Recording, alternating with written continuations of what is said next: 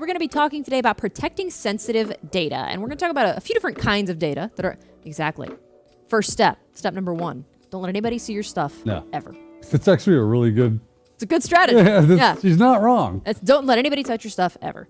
We're going to talk about a couple different concepts today. Talk about data loss prevention and PII and cardholder stuff and just, lions and tigers and bears. So let's start with the idea of data loss prevention. When we talk about data loss, I get these confused. Okay. Are we talking about data like that is lost because it's deleted or eliminated, or data that's lost because somebody exfiltrates it? Yes. Both. Yeah. Both is good. Any kind of loss of data is, unless it's authorized loss of data. Okay. That's no bueno. Like intentional destruction of data. Correct. Okay, gotcha. Right. So whether it be that, a lot of times though, when we hear DLP thrown around, it is for the obfuscation of sensitive things. So a lot of times I'll bring up when I discuss DLP, if you've ever worked inside of Microsoft's 365 has DLP that you can enable and work with, right? You can say, hey, I want to have DLP crank that wick up and help me from accidentally exposing sensitive information through things like my emails and my Teams messages and so on and so forth, right? So what does that do? What does that look like? Well, if you put something like a social security number in the body of an email, it'll obfuscate that or remove it completely. Yeah, because that's sensitive information. We don't want to have that loss as in we have lost it, it's out there in the wild and anybody can see it. Oh no. And also we don't want to lose data either, as far as like you said, destruction.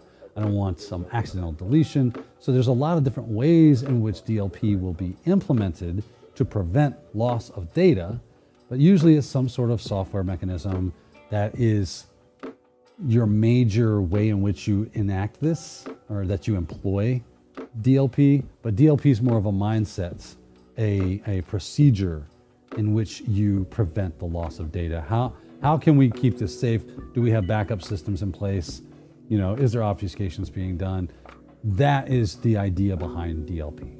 And another important thing to talk about when we talk about protecting sensitive data would be the idea of PII, or personally identifiable information. And this is kind of a wide range of stuff, right? Like it could be like dates of birth. It could be something like a social security number, right? It could be a lot. I wish I had an old phone book, right? I would just be like, you see this thing we used to throw on everybody's front porch? Yeah, this is called PII now, right? And PII, personally identifiable information, right? So what's your name? Social security numbers, of course. What's your address? What's your phone number? Email address? And then any other thing that identifies you as you, and the little bits and pieces that kind of like differentiate you from other people, and your proclivities, your things that you're into. What are your hobbies? That could be PII. That's personally identifiable, something that I can marry to the unit that is you.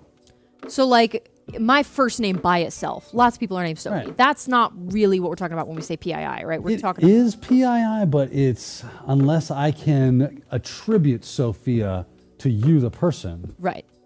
Then it's too abstract. It's not extremely useful. Right. Okay. It's not extremely sensitive. Right. I It's guess. just not useful at that point. Okay. Gotcha. Right? But my full name, first, middle, and last. Now that would be we useful. gotta get somewhere. That's Okay. exactly right. Especially if you got your middle name in there. Yeah. No right? kidding. Because there's very That's why I'm few not saying people, it. Yeah. There's very few people with your first, middle, and last. Right. And then you start marrying that with other pieces of information. It's so funny. We make the joke about throwing phone books on porches and stuff, but there is big money in selling PII. It is extremely valuable in today's economy. That's why data breaches constantly are, we had a data breach and the attacker was able to access certain PII about our customers, so customer data. We hope that it wasn't PII like your username and password. That would be really sensitive PII because that is a piece of information that is attached to you as a person. So if I was able to get Sophia, middle name Goodwin, as well as the username and password that's associated with that user account, well, now I'm getting somewhere. And if I sell that information, even if they aren't going to use it to log in and act as Sophia, they can use it to profile her, advertise to her. That's why Google and Facebook and Twitter and all these other entities give it away for free, right? It's not really free. You're just buying it with your information. Okay? Their job is to make sure that that information only gets sold instead of stolen. I don't know if that makes it any better or not, but if you get a high bid, I guess. I was gonna say, morally, I don't know what that means. Yeah, but in the end of the day, they are responsible for the safe preservation and custodial, administration of your PII, and they do this through things like encryption, and that's at rest, on the wire, in use, whatever the case is, obfuscation, any way that they can, and of course network segmentation, right. Put it into databases, make sure that database is untouchable by the outside. You get the idea. We start throwing fences around it, as many as possible, so that it's extremely difficult for you to get at if you were an attacker. So that's what we're talking about when we're saying protecting sensitive data. Encryption is going to be your number one go-to here, though, right? If you encrypt it and those encryption keys are kept secret, as they should be, your PII should be doing all right. Right. That's going to be, like I said, your big leg to stand on when it comes to protecting PII. Because even if for whatever reason the encrypted information is leaked or it gets out, if it's encrypted, it's not really of use to somebody until Correct. they get it decrypted out. Yeah, if I grab encrypted data, it's just encrypted. If I don't have those encryption keys, bunch of letters and numbers it's just or whatever. a jumble of bits. That's right.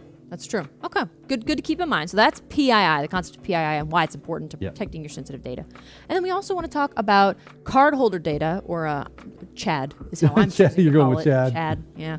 I don't know if CHAD is an industry term, at least for cardholder It's data, a Sophie term. I like it. It'll help me remember. All in favor say aye. Aye. The ayes have. Motion passed. So CHD is what you've got to CHD, abbreviate it to. yeah. CHD. Cardholder data. This is going to be in the PCI world, right? The payment card industry. Obviously, a card holder, what we're talking about here, is a payment card. That's the card holder data that we're talking about. So we want to keep that secret and safe, which we do. Well, guess what? If it's PCI, then there is the PCI DSS, which is a regulatory framework for how we are standard for how we should be doing this. So I can just lean on the document, which I happen to have right here. Let's take a look, shall we? Here it is, and a protected stored account data is under requirement 3. And we can see we have a few lovely helps here, and you can obviously dive down into this. I'll make sure that this link is available to you in your learner resources for you, because hey, I like you. What a nice guy. So generous. Bad, right? So processes and mechanisms for protecting stored data account are defined and understood. So this is why this is an important document for us. The storage of the account data is kept to a minimum, right? So don't store things you don't need to store. That's that simple. It helps you stay out of a problem.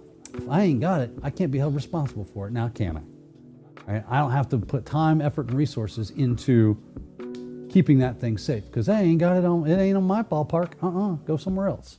We got sensitive data, authentication data, or SAD, is not stored after authorization. Access to display of full PANs. This is the account number, the personal account number, I believe it is. And, primary account number. There it is. Primary account number. Haha. And ability to copy cardholder data are restricted. So you have to put restrictions in place. It's going to be permissions. It's going to be authorization, authentications. That kind of stuff is going to be in front of that data. Okay? Primary account number is secured whenever it is stored. We want to obfuscate. I don't know if they talk about that at all, or did I read that already? Yeah, access to displays of full PAN and cardholder data are restricted. That means obfuscation. Just obfuscating in some ways. You know how you're it's like, oh, give me the last 4, because that's all they can see. And they might be able to see more than that, but ultimately in any system that runs cardholder data, it should start off with it's obfuscated in some way. You can't see the full thing. Okay? And moving on, cryptographic keys are used to protect stored account data are secured. That seems like a no-brainer right there. I like to keep my keys out on the front porch. You never know. Keep them into one of those little rocks. Yeah, under the mat. Yeah. That's where I put all my cryptographic Nobody will ever know. Yeah. Looks just like a rock. Says, God bless this mess.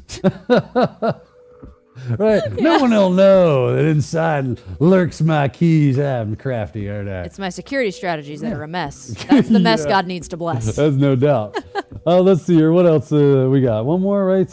Where cryptography is used to protect stored account data, key management processes and procedures, covering all aspects of the key lifecycle are defined and implemented. I know, I do love a good scroll over.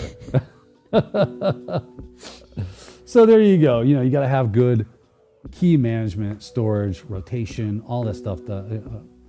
Handling your keys in a secure way is going to be one of the major things that you can do, because if you're encrypting your user data using those keys, again, we are leaning on encryption again. They give you guidelines in here in the PCI DSS. Sometimes they give you latitude, sometimes they don't. But if you are in this cardholder realm, this is your Bible, right? This is your single source of truth. You go to this thing, you find out what it requires of you, and then you try to find the best solution to implement those security measures. Okay. So there you go. So that's how we protect some cardholder data. And like you said, you were pulling that stuff, that what you were reading from was the PCI DSS, right? Yes. So that is the standard for protecting that cardholder data. You nailed it. Or protecting Chad, as I'm choosing to say. Don't write that down though, because that's not official. That's just my mnemonic device. Yeah. But that's going to do it, I think, for this discussion on protecting sensitive data. So you made quick work of that. Nice job. I'm proud to work with you. Every now and then we are efficient. We are efficient. So thanks for walking us through all of that, and thank you for joining us for this episode.